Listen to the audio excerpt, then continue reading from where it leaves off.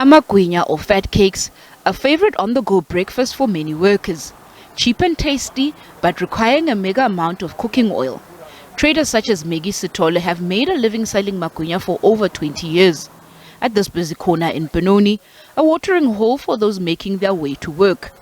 The future may soon be bleak. This once busy corner rendered empty due to the impact of the crippling oil prices. She says things have really gone up. For example, we use 2 bottles of 5 liters. That means we use 440 rand a day. In a week, this makes about 2,140 rand. Even flour has gone up in a manner that you just cannot imagine. All our commission at this point is going back to the stores to buy supplies. 138 rand. In this township of Gauteng, east of Johannesburg, similar sentiments for 70-year-old Sibongile Gianni. Gianni has plied her trade selling hot chips and kotas. For the last 16 years, this container has helped feed the Gianni family and helped put her children through school. The increased cooking oil prices have forced Gianni to let go of some of her staff, as she simply cannot afford to pay their salaries anymore or take her children to school. It has just gone up the way that you don't know what to do anymore. You want to put the price increase on my quotas, but now the problem is people also are not working.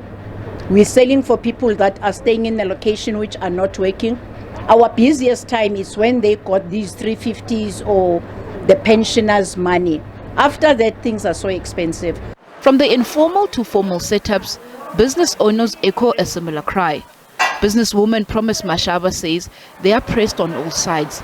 The continued increases have left little appetite for small businesses. As the prices of potatoes starting to stabilize, a big one came, which is the oil prices.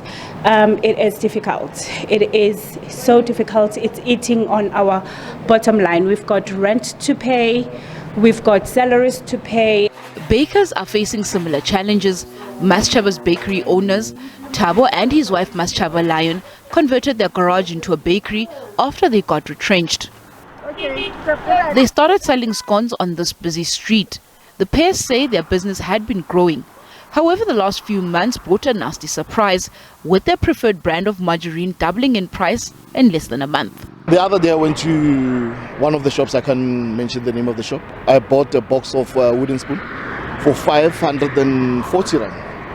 And the following week, it was 800 and some change. So it went up by about 310 rand. So I had to increase my prices. And fortunately, some customers do understand, some don't understand. Because my pack was 120, it went from 120 to 150. Other bakers say they've had to find creative ways to ensure every worker gets a slice of the pie.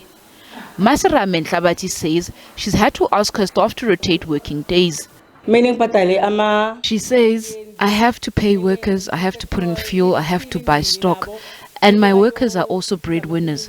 It's really a difficult time. I've had to cut their hours, so at least everyone has something to take home. Mahlaku Komani, SABC News, Johannesburg.